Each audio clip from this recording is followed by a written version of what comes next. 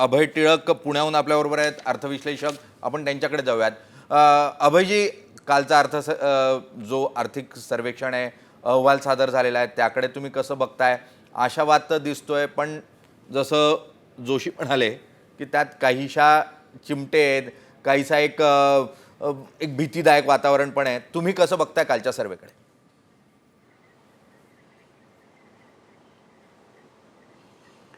मला असं वाटतं की याच्यामध्ये तीन मुख्य दिशा या आर्थिक सर्वेक्षण अहवालामध्ये सूचित झाल्या. पहिली गोष्ट अशी की जे आपण म्हणतो ठोकर उत्पादन वाढीचा वेग आहे, तो अत्यंत वास्तव या पद्धतीने आपण आता मांडलेला आहे आणि मान्य केलेला आहे की साधारणपणे 6% आसपास किंवा 6 ते 6.5% दराने तो वाढेल.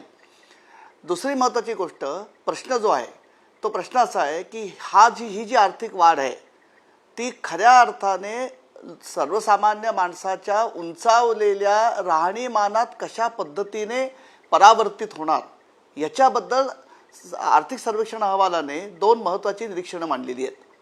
पहिली गोष्ट अशी आहे की केवळ आम्हाला GDPच्या वाढीचा म्हणजे जो दर आहे तो समाधानकारक असलाच पाहिजे, पण त्याचं ट्रान्समिशन हे वेलफेअरमध्ये किंवा क्वालिटी ऑफ लाईफमध्ये होत आहे का, याच्या संदर्भामध्ये जे मुख्य निरीक्षण आर्थिक सर्वेक्षण अहवालाने मांडलेलं आहे की जी तफावत आहे की जी मूल्यनिर्मिती देशामध्ये होतीये त्याच्यामध्ये ज्याला आपण मेहनताना कामगारांचं म्हणतो किंवा कामगारांना किंवा कर्मचारी किंवा मनुष्यबळाला मिळणारे वेजेस अँड सॅलरीज, त्याचं जे प्रमाण आहे ते स्टॅग्नंट राहिलं आहे किंवा त्याच्यामध्ये फार वाढ होत नाही आहे, नफ्यांमध्ये वाढ होते. म्हणजे हा मुख्य प्रश्न देशामध्ये जी एकूण मूल्यनिर्मिती होते त्याच्या वाटपाचा आहे.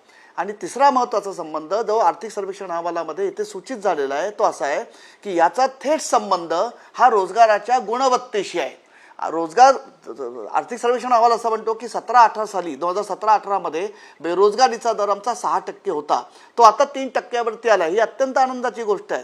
पण याचा अर्थ हा जी रोजगार निर्मिती मधल्या काळात झाली आहे ती कुठल्या क्षेत्रात झाली आहे, इथे महत्त्वाची बाब अशी आहे ती, म्हणून मी फक्त थांबतो कारण आपण पुढे जाऊया. बहुतांश रोजगार जो आहे तो अनऑर्गनाइज सेक्टरमध्ये निर्माण होतोय आणि म्हणून जे एकूण मूल्य निर्मितीला आपण व्हॅल्यू ॲडेड म्हणतो जी अर्थव्यवस्थेमध्ये होते त्याचा मोठा भाग हा भांडवलाकडे जातोय आणि तुलनेने कमी भाग, आणि तो कमी भाग जो आहे त्याच्यात सुद्धा वाढीचा वेग जो आहे तो अत्यंत काळजी करण्यासारखा आहे. तो प्रामुख्याने कामगारांना किंवा मनुष्यबळाला मिळणाऱ्या मेहनताण्यामध्ये आहे. ही तफावत सांधणं किंवा ही तफावत कमी करणं हे यावेळच्या किंवा इथून पुढच्या काळातल्या प्रत्येक अर्थसंकल्पाच्या समोर एक महत्त्वाचं आव्हान असेल. सर, एक अतिशय महत्त्वाची ब्रेकिंग बातमी समोर येते. केंद्रीय मंत्रिमंडळानं बजेटला मंजुरी दिलेली आहे, त्यामुळे आता 11 वाजता जो बजेट सादर होईल त्याला केंद्रीय मंत्रिमंडळानं मंजुरी दिलेली आहे. आपण बघतोय कॅबिनेटमध्ये या बजेटला मंजुरी मिळालेली आहे. अर्थसंकल्पाला मंजुरी या ठिकाणी मिळालेली आपल्याला पाहायला मिळते. हा प्रोसेसचा भाग आहे. मंत्रिमंडळ मंजुरी देतं आणि त्यानंतर संसदेच्या पटलावर हे बजेट सादर केलं जातं. मंत्रिमंडळाच्या मंजुरीशिवाय हा अर्थसंकल्पाचा जो एक बुकलेट असतं ते संसदेपर्यंत नेता येत नाही. त्यामुळे ही तांत्रिक बाब म्हणून आपण समोर येताना पाहायला मिळते. आपण या विषयावर चर्चा करत राहणार आहोत. मुख्यतः अनेक विविध कृषी क्षेत्रावर याचा मुख्यतः काय परिणाम होणार आहेत.